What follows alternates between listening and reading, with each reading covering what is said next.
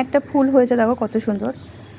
আর এই যে এই ছোটো গাছের এই ফুলটা আমি লাগিয়েছিলাম। আর এইখানে কুমড়ো ফুল হয়েছে, এটাকে আমি তুলে নেব আর লাউ পাতার বাটা করব, তার কুমড়ো ফুলেরও বড়া করব।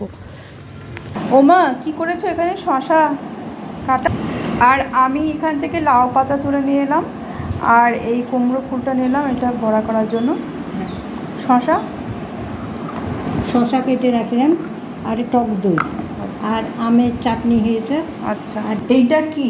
ইঁচড়ের তরকারি? ইঁচড়ের তরকারি। আর এইটা হলো ডাল, মসুরের ডাল। আর এইটা হলো চাটনি।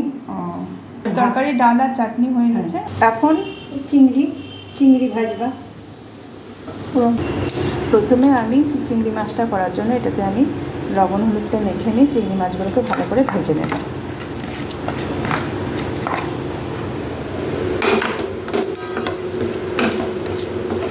তেলটাও গরম হয়ে গেছে।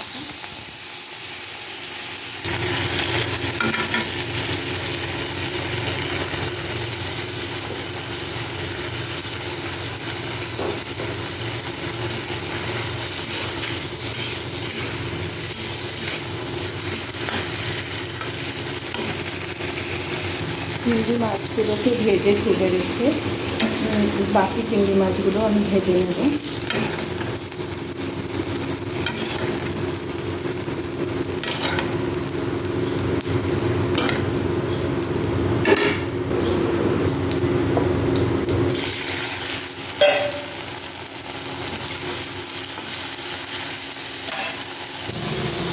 এবার তুলে আনা লাউ পাতাগুলোকে ভালো করে জল দিয়ে ধুয়ে নেব।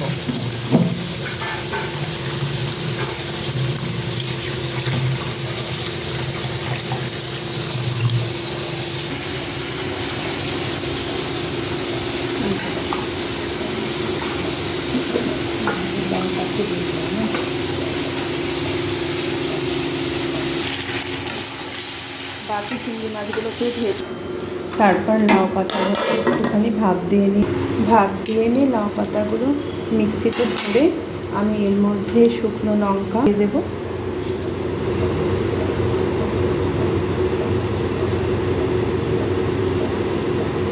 একটু সামান্য বেটে নিয়ে তার মধ্যে আমি কয়েকটা চিংড়ি মাছ ফেলে দেব,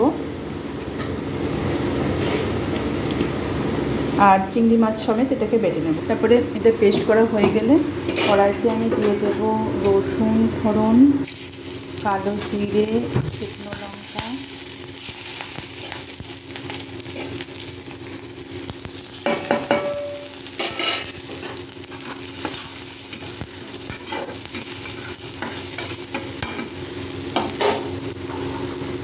পরিমাণ মতো লবণ আর মিষ্টি দিয়ে দেবো, আর কিছুক্ষণ তেল দিয়ে ভালো করে এটাকে ভেজে নেব। তাহলে কিন্তু আমার লাউ পাতা বাটা, চিংড়ি দিয়ে লাউ পাতা বাটা রেডি হয়ে যাবে।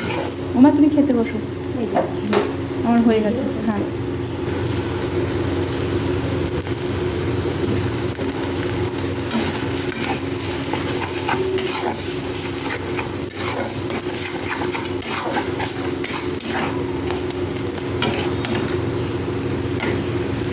এর মধ্যে একটু সামান্য আমি লেবু চিপে দেবো।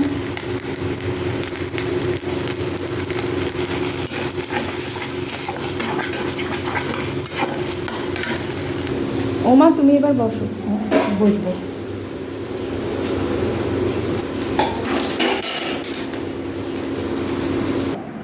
ওমা কেমন হয়েছে?